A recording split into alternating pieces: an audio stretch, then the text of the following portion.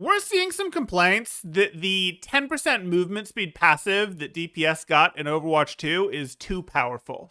And I predicted that people would eventually figure out how incredibly powerful it was. But as we look through here, we can see people going, hey, opinions on the DPS movement speed buff. Now people touching the support self-healing buff, looking at that. We can see ideas for different passives that the DPS could get. And don't get me wrong, the passive is quite powerful. 10% movement speed, yes, it's great for sticking to a target as a diver. They can't really get away from you when you're faster than them. That's cool. It's also nice for getting away from a tank that's maybe trying to jump on you, or Reinhardt, a Winston, a Doomfist. Hey, you having that extra mobility to get away really does help quite a bit. They can't stick to you quite as well. Hopefully that causes them to maybe go after the supports a bit differently, but supports have their own passive. Okay, that's big. But then the real biggest thing about it is it actually helps a ton with map control, especially in this one tank world where you're not constantly going to have an off tank blocking off your extra lanes here. Being able to take these lanes quickly and retreat from these lanes quickly is the biggest part of the buff. What it does for map control is absolutely huge.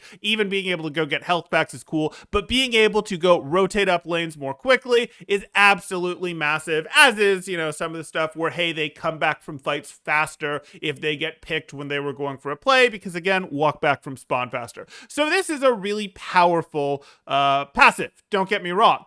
But I think we're in a situation where this passive is better. The best part of it, this map control, isn't done that well or that often at low levels in the game. On the other hand, if we look at the support passive of 15 health per second after not taking damage for a second in Overwatch 2 for supports, that is very good at the majority of the ladder, the mid and lower parts of the ladder, everything below diamond really, things where people don't have the greatest aim in the world, and gets significantly worse as people's aim gets better. Because as people's aim gets better, it triggers less often, or it only triggers for a second, half a second before it gets interrupted.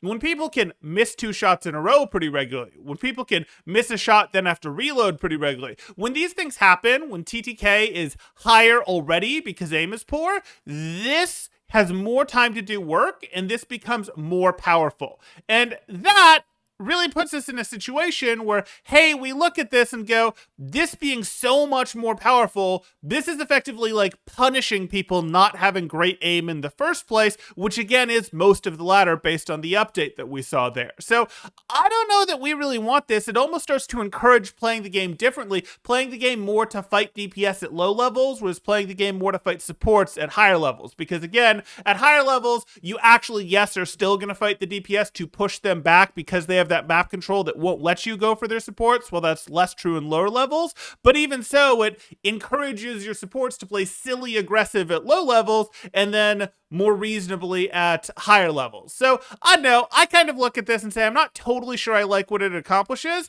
and I honestly look at this and say, what if we just got rid of the role passives? We could get rid of all of the role passives. That's not necessarily what I want to see, though I don't think it would be a big deal if tanks lost their boop resistance, considering how much CC has been removed from the game. But I do think it would be interesting to see a world where the only passive in the game was the, I believe it's 30% reduction in ult charge from shooting at to doing damage to or healing a tank. I would like to see a build of the beta or an alpha or something that gets experimented with, where the only passive is that one. We get rid of the boop resistance, we get rid of the DPS movement speed, we get rid of the support self-healing. But what do you guys think? Does that seem like it would be interesting to you? Does that seem like it would be better or worse? Does the idea of having the ladder be a little bit more unified there seem like it matters? Or do you just go, nah, they've always liked tank busters lower on the ladder, they've always liked flankers higher on the ladder, it's always been different, it doesn't matter that maybe who gets targeted will be different at different ranks?